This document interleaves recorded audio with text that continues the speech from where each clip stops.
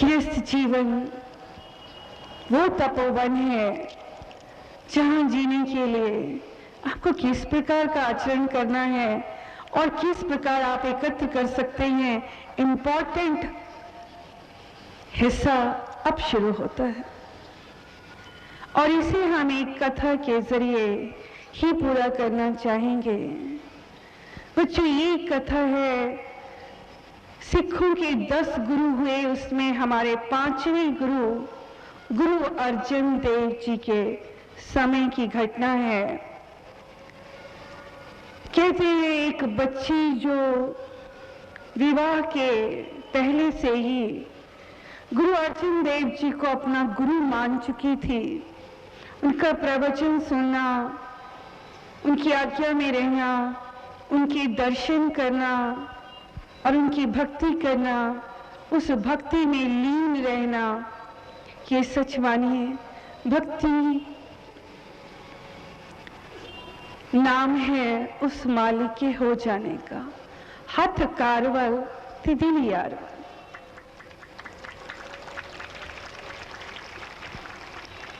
कहते हैं जल्दी वो समय आया जब उस बच्ची का विवाह हो गया। गुरु साहब ने उनसे आशीर्वाद दिया था, अपनी शिक्षाओं के जरिए सिखाया था कि तुम्हें मर्यादित आचरण करना है। कहते हैं वो बच्ची जिस घर में गई उस घर को उसने स्वर्ग बना दिया। सुबह उठना, तड़के उठकर नहा धोकर गुरु साहब की भक्ति में, उनके ध्यान में वो बैठ जाती थी और गुरु वंदना, गुरु के ध्यान के उपरांत घर के हर सदस्य के लिए वो जल भरती थी कुएं से निकालकर। ये पुरातन युग की बात है, आज तो बहुत सारी फैसिलिटीज है, लेकिन उस जमाने में वो बच्ची जो संयुक्त परिवार का हिस्सा थे, प्रातः उठकर सबके नहाने के लिए बर्तन भरती थी, घर में पीने का पानी भरना और उसके बाद रसोई में जाती थी। आप सोच सकते हैं कि वो गृहस्थ जीवन कितना पवित्र होगा जहां दिन की शुरुआत आप स्नान करके गुरु की ध्यान, गुरु की वंदना में जुड़कर, जहां गुरु ही आपको एक ताकत, एक बल, एक शक्ति, एक अच्छे विचार गुरु की कृपा से ही आपके अंदर आते हैं। गुरु की कृपा से ही आप सच्चे सेवक बनते हैं। और इस बच्ची ने सच्चे सेवक के धर्म को निभाया। वो सबके लिए जल भर के फिर रसोई में पीने का पानी भरकर रसोई का कार्य करती थी। रसोई का भोजन भी उसे ढककर गुरु साहब के सिमरन में जुड़कर गुरु साहब की याद में वो एक ही कार्य बंदगी समझकर, सेवा समझकर खुशी खुशी करती थी। बच्चों, यहाँ कहना चाहेंगे जिस प्रकार भोजन बनाना उसकी याद में जोड़कर प्रसाद माना जाता है, सच्ची सेवा मानी जाती है, ठीक इसी प्रकार जूठन बर्तन को उठाना और बर्तन को धोना बड़ा उत्तम महात्म माना जाता है इस सेवा को।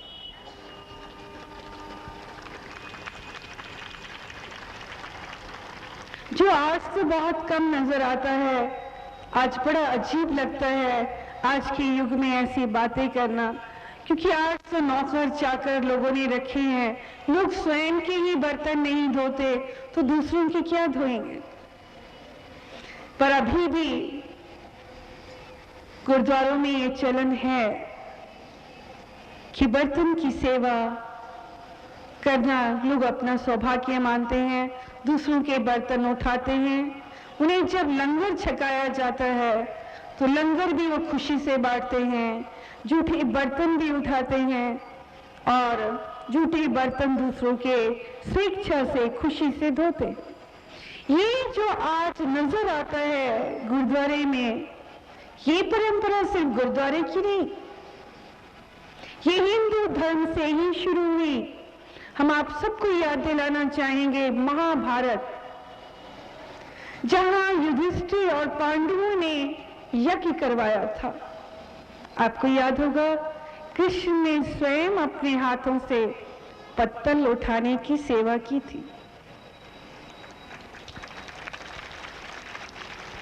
अगर वह अवतार का जन्म लेकर श्री कृष्ण पत्तल उठा सकते हैं, क्योंकि वो जानते हैं इस सेवा के महात्म को, कि इससे हमें क्या प्राप्त होगा और हम कितने ऊपर उठ जाएंगे, तो क्या आप जनमानस नहीं कर सकते?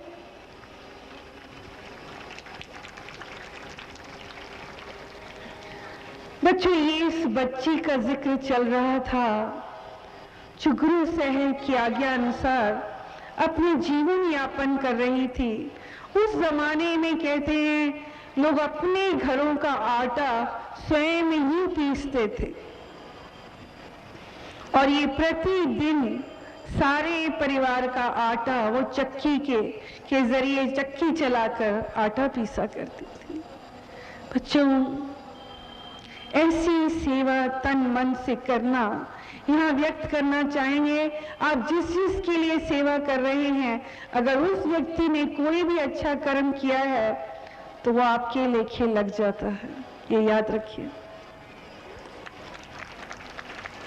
इसलिए गृहस्थ नारी बनकर आपने सुना होगा कि अर्धांगिनी पति की कमाई का आधा हिस्सा ले लेती है, ऐसा शास्त्रों में ग्रंथों में लिखा गया है। अगर एक अर्धांगिनी अपने पति की सेवा करके उस पर आधा हिस्सा कमाई का ले सकती है, तो अगर आप पूरे परिवार की सेवा करें तो क्या आपके हिस्से ट्रांसफर नहीं होगा?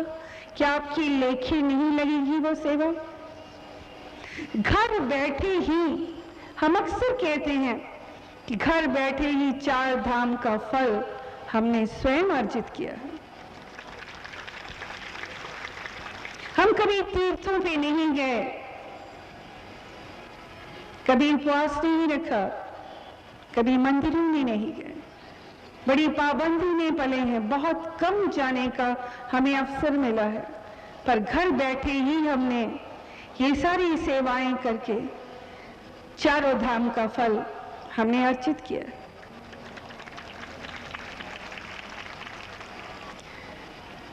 तो बच्चों,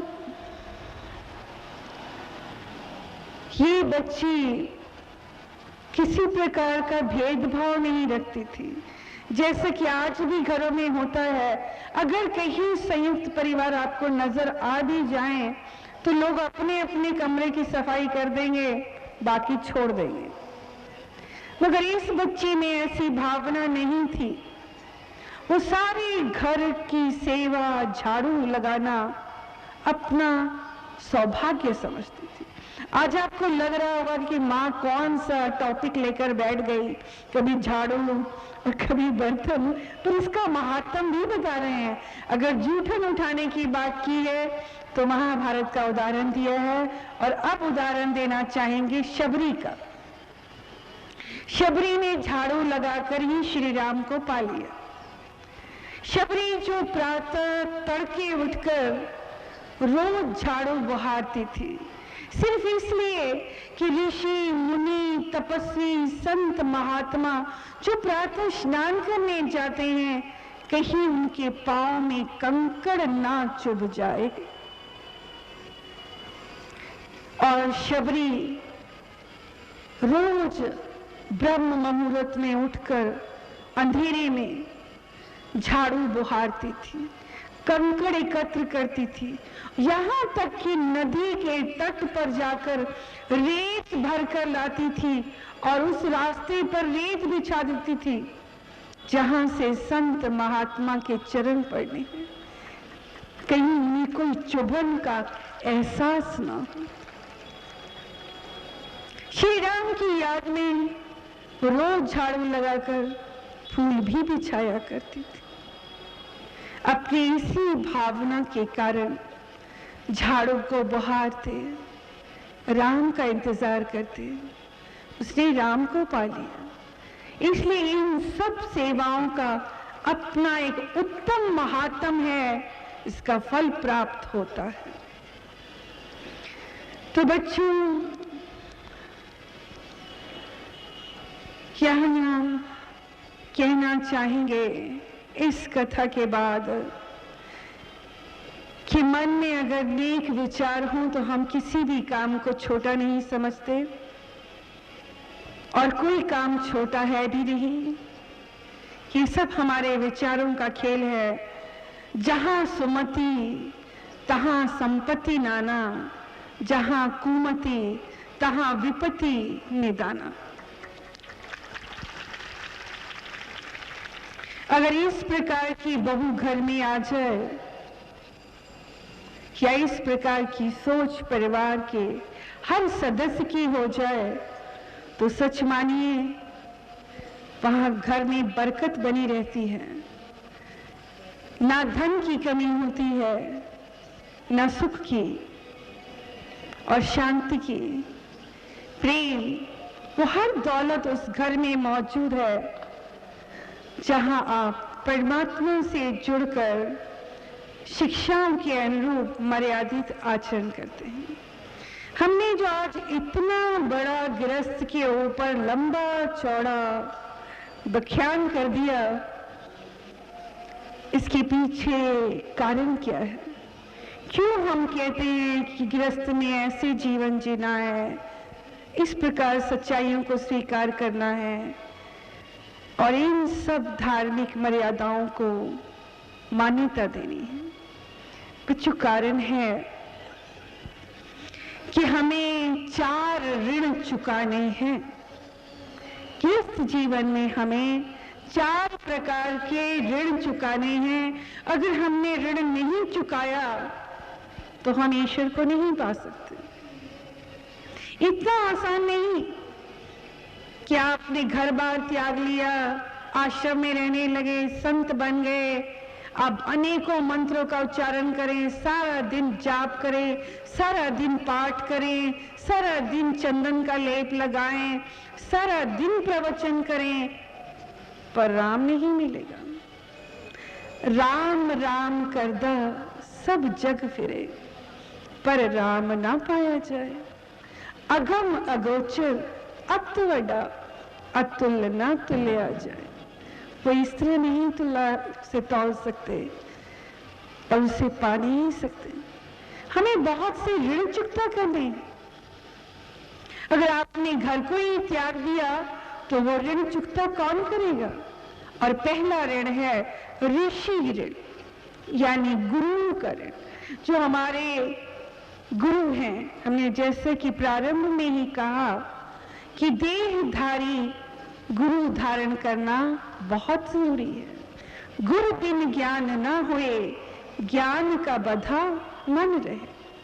आपको इस देही में ही, जी हाँ, मनुष्य के चोले में ही आपको देहधारी गुरु धारण करना अति अनिवार्य है। और फिर गुरु का ऋण चुकता करना। अगर आपने गुरु का सत्संग सुन लिया, गुरु की शिक्षाओं को जान लिया और वैसे आप बने नहीं तो गलत हो जाएगा। गुरु की शिक्षाएं सुनकर गुरु का ऋण चुकाना पड़ता है। और गुरु का ऋण क्या है? गुरु की आज्ञा में रहना, सत्य का संग करना, सात्विक जीवन जीना, बुराई से दूर रहना, ये रजोगुण तजोगुण का त्याग करना,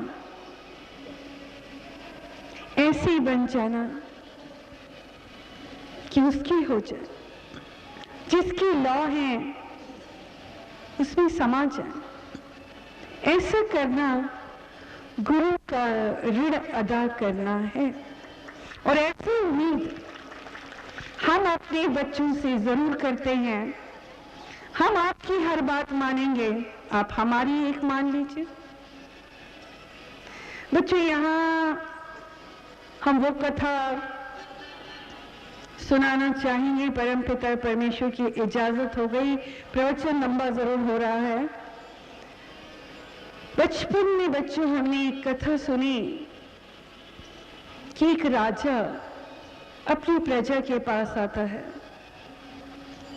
और राजा कहता है कि आप सब मांगिए, आपको क्या चाहिए, और जो जो चाहिए आप मांग सकते हैं।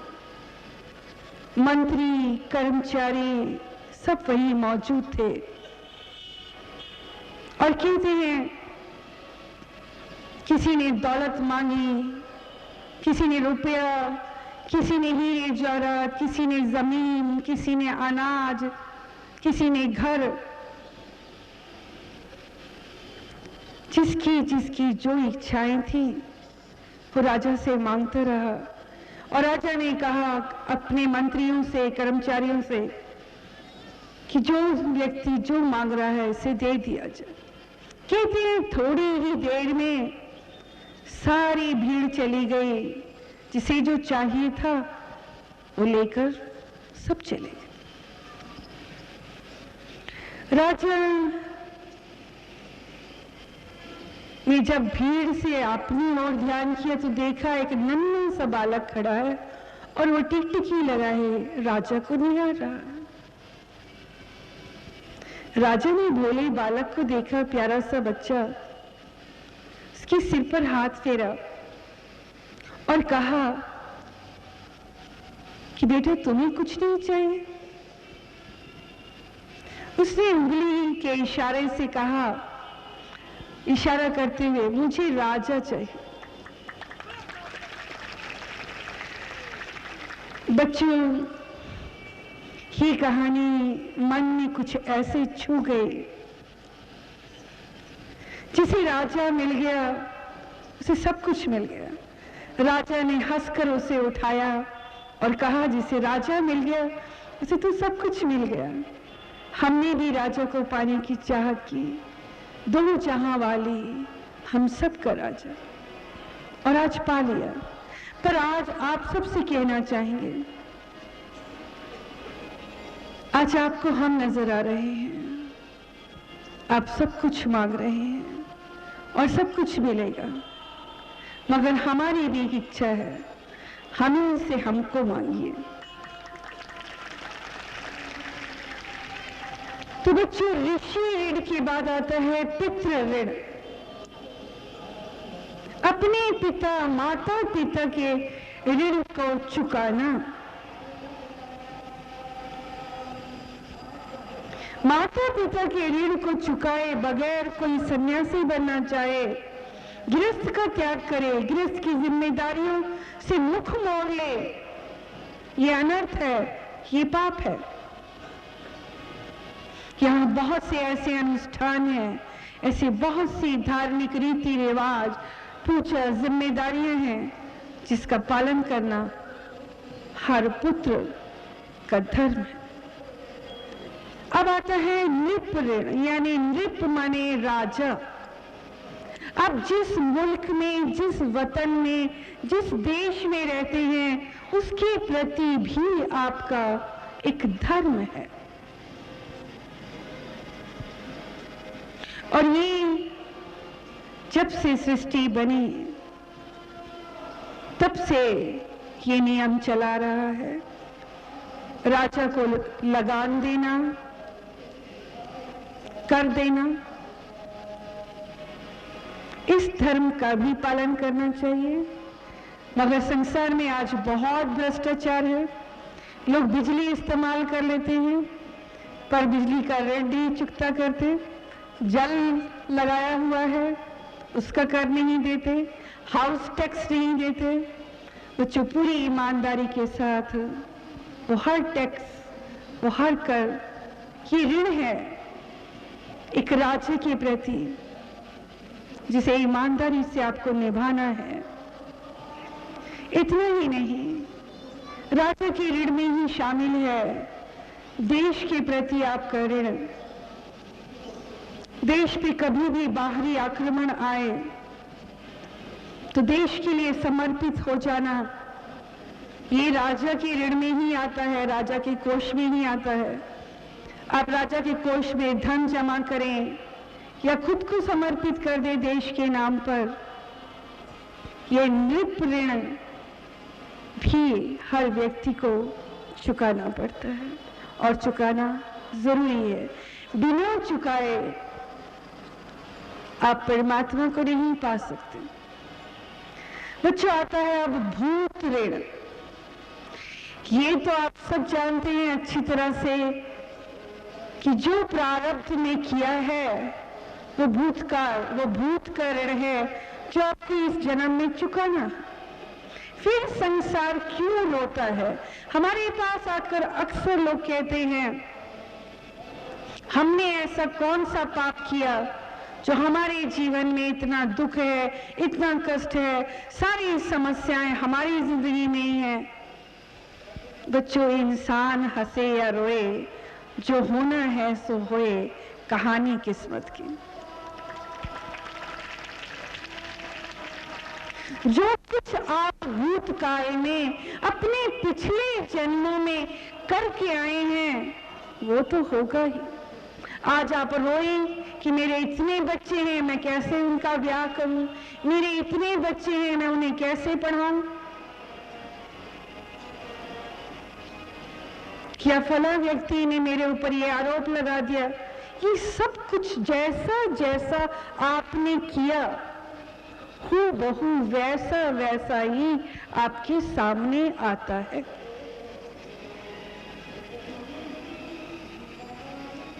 आप चाहें तो कई बार इस जन्म में भी दिखता है कि आप किसी के साथ बुरा कर जाते हैं, उस वक्त आपको गलत नहीं लगता, लेकिन वही घटना जब आपके साथ आप बीती बनकर आती है तब आपकी अंतरात्मा आपसे कहती है कि आपके ही कर्मों का फल है। उस समय आप जान नहीं सके, आप समझ नहीं सके, आप ये ही जानते कि आपको ये जीवन मिला है प्रायश्चित करने के लिए। क्या हर व्यक्ति को प्रायश्चित करना है? सच मानिए तो ये पति पत्नी, बेटे बेटी, रिश्तेदार, भाई बंधु संबंधी, ये तो कर्जाई हैं, कर्जा लेने आए हैं और आप उनका ऋण चुका रहे हैं। जिससे जितना ज्यादा कर्जा लिया है वो आपका उतना ही करीबी है।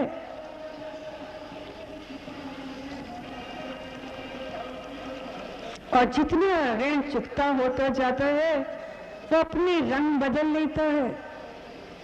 आज माता पिता कर कहते हैं, हमारा बेटा कहता है आपने हमें पैदा किया, पढ़ाया लिखा तो कौन सा एहसान किया। ऐसे शब्द आज औलाद कहती है, इसलिए क्योंकि वो तो कर्जाई हैं, कर्ज लेने आए थे। जितनी अदायगी होती जाती है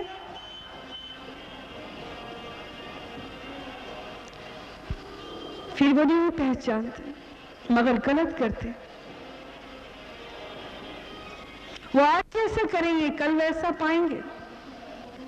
एक माता पिता बच्चे की पालना करते हैं सच्चे प्रेम से, जहां सच्चाई है, जहां अपनापन है। और जब इसी औलाद को पितृ ऋण चुकता करने की बारी आती है तो माता पिता को रखने को तैयार नहीं होते। ऐसे लोगों को राम नहीं मिलेगा, चाहे आप लाख राम राम जपते रहे। यहां बहुत से ऐसे भी हैं जो लोक लाज के लिए सेवा करते हैं, लोक लाज के लिए दिखावा करते हैं और अंदर से अपने माता पिता के साथ अच्छा व्यवहार नहीं करते।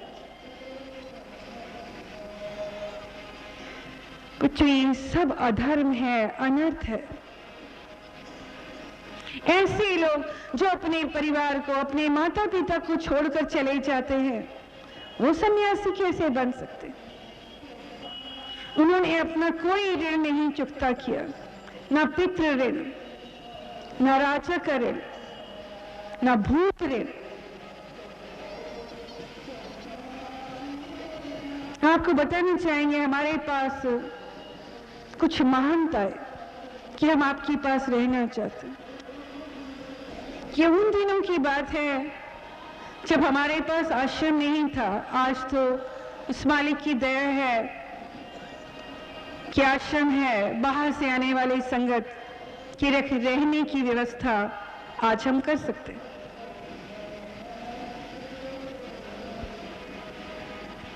और तब वो व्यक्ति, वो महंत, हर तीसरे दिन हमारे सेवकों का घर चुन लेता और रहने लगता।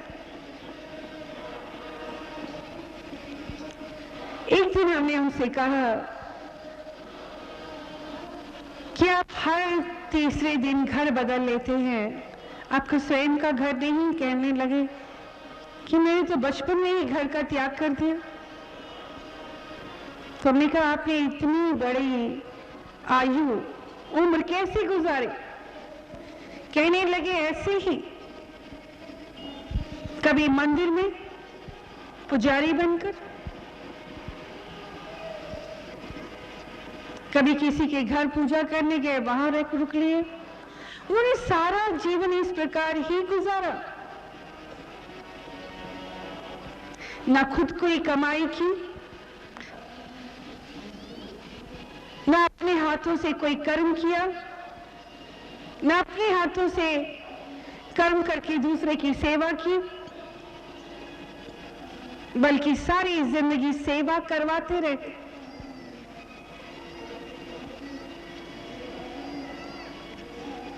और उसके बाद भी दावा कर रहे थे कि मुझे कंठस्थ याद है फला मंत्र, फला ग्रंथ, फला वाणी। आप सत्य की कसौटी पर माता जी, आप मुझे परख के देखिए। हैरत में पड़ गए हम।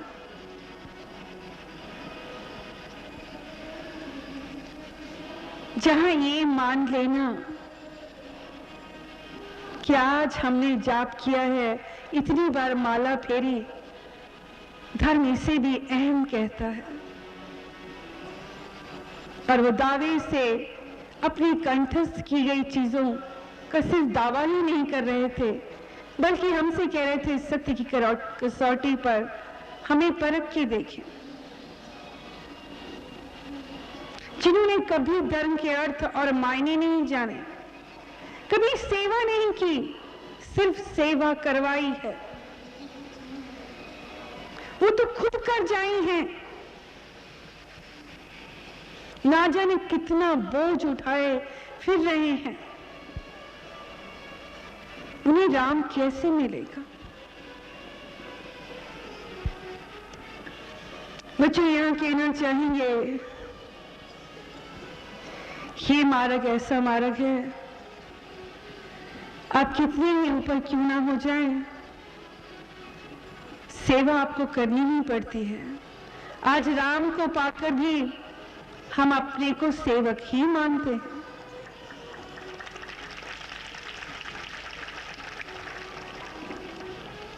तो बच्चों, गृहस्थ जीवन इसलिए जरूरी है कि आपको अपने पिछले जन्मों का कर्ज चुकाना है।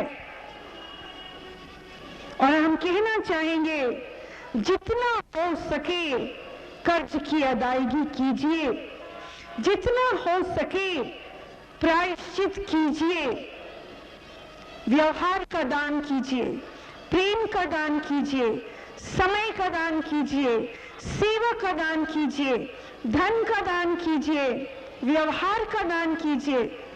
बस दीजिए ही दीजिए, जो देंगे उससे मुक्त हो जाएंगे।